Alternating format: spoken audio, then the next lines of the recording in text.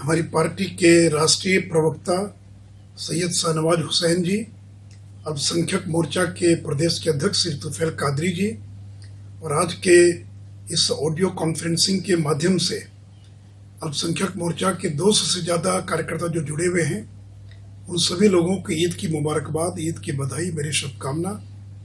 मित्रों, एक महीने के कठिन व्रत, ये जो रोज़ा है, ये बड़ा कठिन व्रत है। बिना पानी के लोग दिन भर और कोई भोजन, कोई अन्न दाना ग्रहण नहीं करते। यह 30 दिन तक के रोज़ा के बाद ये ईद का शुभ दिन आया है। लेकिन इस बार ईद हम लोग लॉकडाउन के अंदर मना रहे हैं। पूरी दुनिया ईद लॉकडाउन में मना रही है। ये पहला मौका है जब चाहे वो रामनवमी हो, चाहे होली हो, हम लोगों ने या तो लॉकडाउन में मनाया या नहीं मनाया। और उसी प्रकार आज ये ईद का जो पर्व है, हम गले मिलते थे, एक दूसरे को मुबारकबाद देते थे, लेकिन अब न गले मिल पाएंगे और नहीं हाथ मिला पाएंगे। तो इसलिए मित्रों, आज के इस ईद के पावन पर्व पर अपने सभी मुस्लिम भाइयों को अपनी ओर से मुबारकबाद देता हूँ, बधाई देता हूँ और शुभकामना देता हूँ।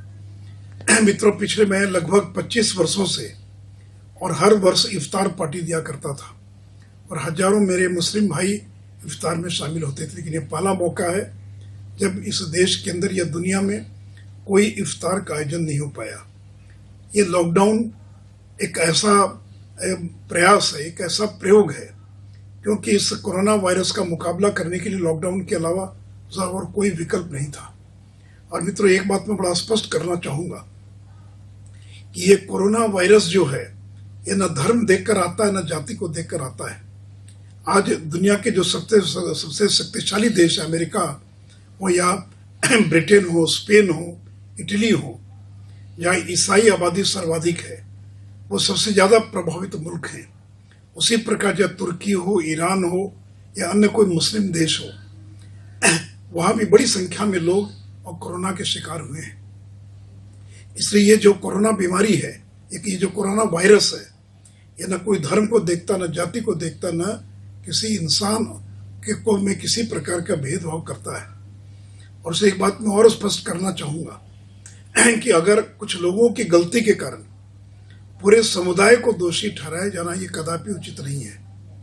राष्ट्रीय स्वयंसेवक संघ के सरसंचालक आदरणीय श्री मोहन भागवत जी ने भी पिछले दिनों अपने संबोधन में कहा था कि कुछ लोगों की गलतियों के कारण पूरे समुदाय को दोषी ठहराया जाना, ये कदापि उचित नहीं है। तो इसलिए मित्रों, एक बड़े कठिन दौर में, एक कठिन समय में हम लोग ईद का पर्व मना रहे हैं। और मैं आप सभी लोगों से ये अपील करूंगा कि इस वायरस का अभी तक न कोई वैक्सीन है, न कोई इलाज है।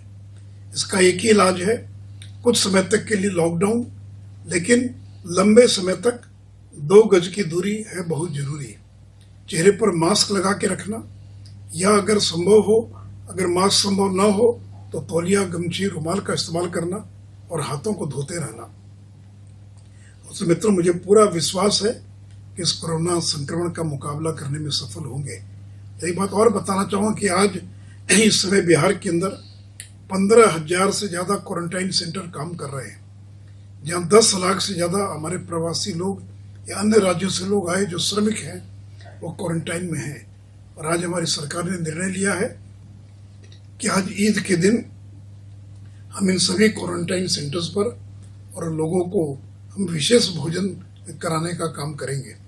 साथ ही साथ मित्रों, इस्लाम के अंदर ज़कात का बहुत बड़ा महत्व है। यानी हर एक मुस्लिम अपने आमदनी का 40वां हिस्सा या 2.5% वो दान में देने का प्रावधान किया हुआ है।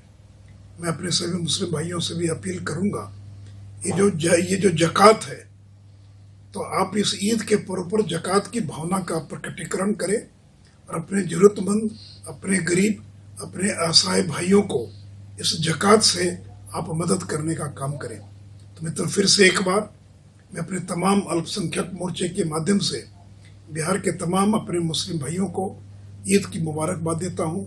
जय हिंद, जय भारत, धन्यवाद।